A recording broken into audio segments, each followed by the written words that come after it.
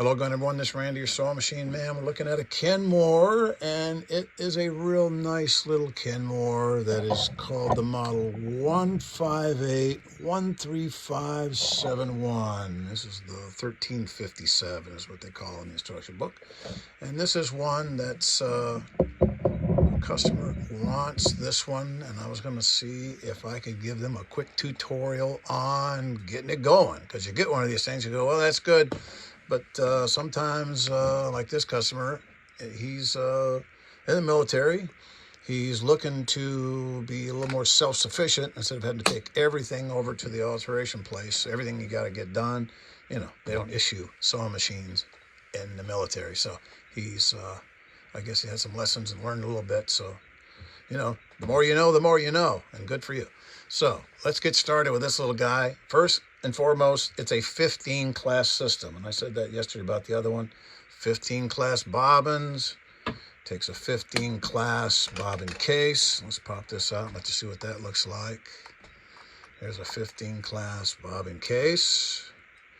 Holds about 90 yards of thread. It's very generous. Nice little bobbin case. All steel, of course. Everything on this machine that's critical is steel. All the gears. When you load this bobbin in here, by the way, we'll be winding one real quick, see how to do that. As it's facing you, you put it in, and you see there's a little slot on the side. Little slot right there. Bring it around until it gets to the slot, and you slide it up and around and underneath that little flat piece of steel there. That's how you load the bobbin. It's real simple in the bobbin case, rather. And as long as you have a hold of this latch, it won't fall out. That little latch grabs on the side of the bobbin and holds it in place. There's more workmanship and precision in this bobbin case than a lot of sewing machines that you'll buy today. It's very, very well made. And of course, down underneath, I have a video on how to take this apart and put it back together, but just real quick so you know. Let's go over here, because if you ever get a piece of a thread stuck in there, any sewing machine is capable of what they call being thread locked. It's not a sewing machine that can't get thread locked, just about. Down here in this area, it's very close tolerances. The hook runs on a brace assembly, so it's very close quarters in there. And when you want to take this apart, a little piece of thread will get stuck in there, and the hand wheel won't turn, and it's game over. You got to clear this out. You flip the left one to the left, the right one to the right. Let's bring this around a little bit.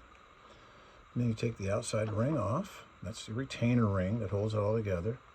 You lift the bobbin. You already got the bobbin out, so there's your hook assembly. It's got a nice sharp point on it there. We reconditioned that. And when you go to put it back together, you make sure the needle's in its highest point. I take it up so it's just past that little notch right there. This point's just past that. So it'll rest up here very comfortably. Make sure the hook point is at the bottom.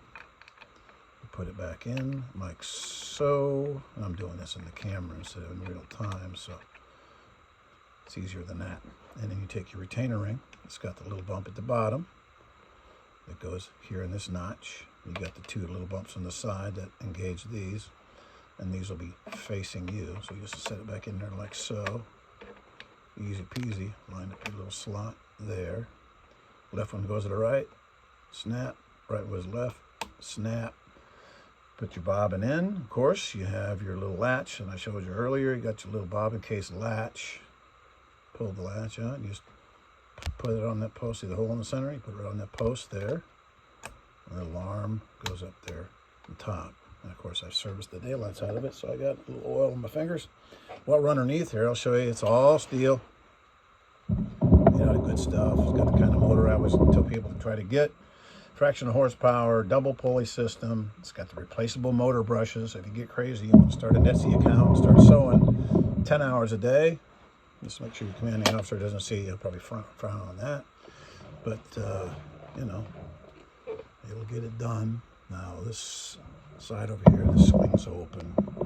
This is your, over here where your light is, your take-up assembly, and all your stuff in here. I'll have a video on how to service this thing. It's a 3-part video, A to Z, everything in here. This top up here, let's swing back here a little bit more. Vantage point on this one. This is the guy up on top. I put my screwdriver in here. This top pops off. Anything, like I say, that hinges, rotates, pivots, or slides, gets a drop of oil. Down here you see you got all steel, steel collar, steel bearings, steel, steel, steel. It's a real good setup. Drop, drop, drop. Everything that moves, even up here in your cams up here, this is all metal, all steel. You watch that thing move when I turn the thing, that goes up and down. Drop oil on that. That's all your stitch selecting the different stitches. Zigzag, straight, stretch. It's got a whole lot of real nice features on it. It's got double belts. This snaps on like so. There's your bobbin winder up here on top. Disengage the hand wheel. It's got a metal hand wheel, clutch release. And let's see, let's wind the bobbin real quick, because that's the thing you have to do to get started is wind the bobbin. So first thing you do is you grab some thread. I have it on the thread stand over here, so I'm going to pull it over. The other day, lady said, "Where's that thread come from? It just comes out of the ceiling or what?" Yeah, I have a thread stand off camera. I laughed so hard. I said, "Oh my God, I'd never thought of that." So all of a sudden you see this thread, just there it is. Yeah, it comes off a thread stand. And over here on the left-hand side, you have a thread guide for winding the bobbin. I always bring it from the front, around the back, and then over to the bobbin winder. The bobbin winder being right here. Put the bobbin on, like so. I always give it a spin, and I stick the thread up through one of those holes. See if I can do this looking through the camera so I don't look like I'm deficient in my abilities. And put up through the hole, and you hold on to that thread, because when you wind it, you want the thread to break clean there. Disengage the hand wheel, step on the gas. You see how it winds there? It's winding away. And I have the thread out the top, and what it'll do is it'll cut that thread. The thread's gone, and then you can wind a real nice bobbin. It'll go up and down, because it's in the guide over here. It's in the guide. Just hold on to it so it doesn't jump out. And when it gets full, what it will do is it will cut off automatically. It's just magical in that regard. Oh, I hope it cuts off automatically. They almost always do. And about ready to jump. Boom. Okay, that's full. Kicks off automatically. We're going to load it in the bobbin. Once you put it in the bobbin case, snap it in like I already showed you. Let's thread it up here. I'll show you how to thread. I always say threading is about raising the presser foot. Step one, always raise the presser foot. Step one, you raise the presser foot up. That spreads the tension disc apart so it can accept the thread. Step one, raise the presser foot. You got a guide up here. Put it in that guide. I always hold it tight with a lot of slack down here. There's a little ear on the side. You put it in front of that little ear. I'll show you up close so you know what I'm talking about. Otherwise, you'll think I don't see it here. There's a little chrome guide over here on the side. Chrome guide right there with the presser foot up. That's released. Presser foot is up. Hold the thread. It slides in front of that guide. Around to the side over here. You'll see a little check spring over here on the left-hand side. The left-hand side check spring. I hold the thread still in my right hand up on top. Bring it up. Click. It'll click in behind into that notch. Every time you take a stitch, I lower the foot and test it. Tension's on 4. Always on 4. Never anything else. You pull that, you'll feel the resistance like somebody has a hold of it and really not letting go. And you have a thread guide here. Then you come up to a thread guide, take-up lever actually right here. You go through right to left. Always twist that to make it easier. Looking through the camera, it doesn't seem easier. Take that up to its highest point. You got a thread guide there. A thread guide here where it clicks in. Click. And then right above the needle, there's a thread guide right above the needle. There's one on either side because it'll sew with 2 needles. Any front-load machine is capable of sewing with double needles, and you can get those and get them in there. So you always snip your thread with no slack in it. I mean, with slack in it. You don't want it to be tight. If it's tight, when you snip it, it'll go kaboing. I'm looking through the camera. I can't even. Let's go over here and forget the camera. Grab it. Okay. But slacken the thread. Cut it at an angle. Don't touch the end. The end will flare out and unravel. You put it right through, front to back. And when you put the needle in, let's put the needle in. It's very important. Needle has a flat side. It's not like an industrial. So the flat side there, reflecting. It's flat. I'll get the camera to wake up here in a second. There it is. There it is. Flat. The flat goes to the back. The long groove will be facing you in the front. Flat to the back. Long groove to the front. And you just tighten that down finger tight. You can tighten it too much, you'll snap that off. People put screwdrivers in there and just really bear down on it, and it's crazy. Okay, so I snip the end again because I may have touched the end, and I don't want the end. So there's 3 threads on a strand there. And if you touch it, it'll flare open, and it will thread very easily. So we'll thread it through, and sometimes you can get it. With everybody watching, it's harder. Raise the press foot up, put that thread underneath and to the rear. And you turn the hand wheel towards you. You never turn your hand wheel away from you. That'll jam the machine. Always turn your hand wheel towards you. You lift that bad boy up. You put it to the rear. You put your slide plate back on. You put your foot on, put it down. Hold your threads before you take the first stitch. After you take the first stitch, you can let go. And away you go. And you're sewing. Up here you have a series of knobs and levers, and bells and whistles. Over here you have the reverse. Of course, that is what it says. It makes it back stitch. This is going to be your width of your stitch up here. This top dial. This is your width. And straight forward is orange. All your stitches up here, you see you have orange ones, and you have just the regular kind of white ones, orange and white. And up here on the dial, you have orange. On the left side is the orange stitch. If you do this one on the left, with it set on orange, you're going to get the one on the left. If you go down to the white here, you're going to get the one on the right. That's the stretch. That's a straightforward. That's a stretch. All these up here, zigzag, stretch, blind hem, overlock, 3-step zigzag, spandex, hem stitch, double overlock, right hand hem stitch, single overlock. So they're all up here on the dial. Every one of these are represented up here on the dial. It can get confusing if you don't know what it is, but it's pretty simple once you understand it. Orange, if it's on orange and lined up to orange, it's just going to be a straightforward stitch. Up here it's just going to go forward. See, it just goes forward. You reverse it. It goes back, forward and back. That's what you're going to be doing the most of. That's where it's going to be set 99% of the time. When you get on a specialty stitch, like I told you about the one that's a 3-step zigzag, that's this guy right here, right here. It goes 3 over 3 back. It's stitch, stitch, stitch, stitch, stitch, stitch. It's 3 over 3 back.